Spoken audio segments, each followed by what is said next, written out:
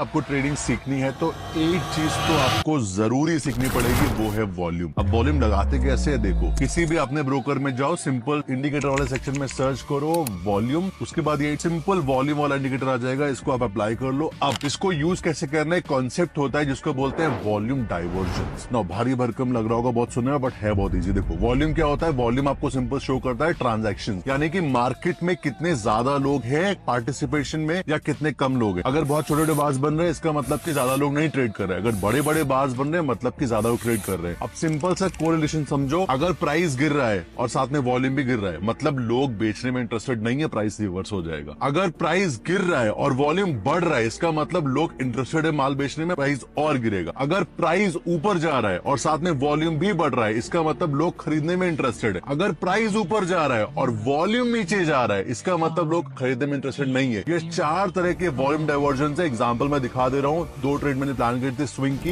एक गुजरात फर्टिलाइजर में आप रिजल्ट देख सकते हो और दूसरा बीपीएल में आप रिजल्ट देख सकते हो। दोनों स्मॉल कैप सेक्टर है। आई होप समझ में आ गया होगा आपको वॉल्यूम डाइवर्जन का एग्जांपल सबके साथ शेयर करो। आप बिगिनर हो, ट्रेडिंग स्टार्ट करने वाले हो या ऑलरेडी कर रहे हो, ये वीडियो अब तक का सबसे इंपॉर्टेंट वीडियो होने वाला है, बिकॉज हम आज कवर करेंगे रिस्क मैनेजमेंट। रिस्क मैनेजमेंट के हिसाब से अगर आप ट्रेड कर रहे हो तो आपको आपके कैपिटल का 1% से ज्यादा रिस्क नहीं लेना होता है। क्यों? आपको लगेगा कि नहीं 1% लूंगा मैं रिस्क, को मुझे ज्यादा प्रॉफिट नहीं होगा मार्केट में, लेकिन रियलिटी ऐसा नहीं है। ये चार्ट देखो, इसके हिसाब से अगर आपका 5% कैपिटल चला गया तो आपको उसको रिकवर करने के लिए 5.5% गेन करना पड़ेगा। एंड अगर 50% कैपिटल चला गया तो आपको आपके कैपिटल का 100% गेन करना पड़ेगा। अब इन शॉर्ट इसका मतलब ये है कि अगर आप 1 लाख रुपए से ट्रेड कर रहे हो, 1 लाख रुपए में से अगर आपने 10,000 का लॉस कर दिया तो 10% गया सिर्फ, पर जब आप वापस 10% गेन करोगे तो वो सिर्फ 99,000 ही होगा, पूरा 1 लाख नहीं होगा। आपको 11% गेन करना पड़ेगा। अगर स्टार्टिंग में आपका लूजिंग स्ट्रीक आ गया और आपके लाइन से 5 ट्रेड लॉसेज हो गए और अगर आप वहां पे 10% का रिस्क लेके चल रहे हो तो मतलब आपका कैपिटल 50% गायब। अब आपको बराबर पे सिर्फ आने के लिए पूरे 100% गेन करना पड़ेगा। यानी अब आपके पास 50,000 बचा है, जब 50,000 पे आप 100% गेन करोगे तब आप सिर्फ ब्रेक इवन पे आओगे। और अभी मैंने ब्रोकरेज भी कैलकुलेट नहीं किया है, तो इसीलिए मेजॉरिटी लोग जो होते हैं सपोर्ट्स एंड रेजिस्टेंस। जी हाँ दोस्तों, हम जब भी ट्रेडिंग की बात करते हैं ये दो शब्द अक्सर हमारे सामने आते हैं। आपको एक चीज समझनी पड़ेगी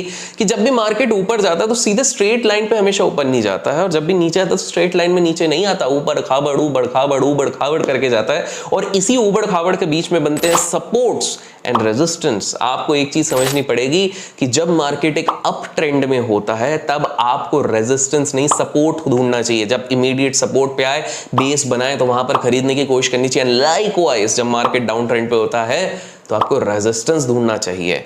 वेल, अगर आप लोगों का कुछ इस पे डाउट है तो कमेंट्स में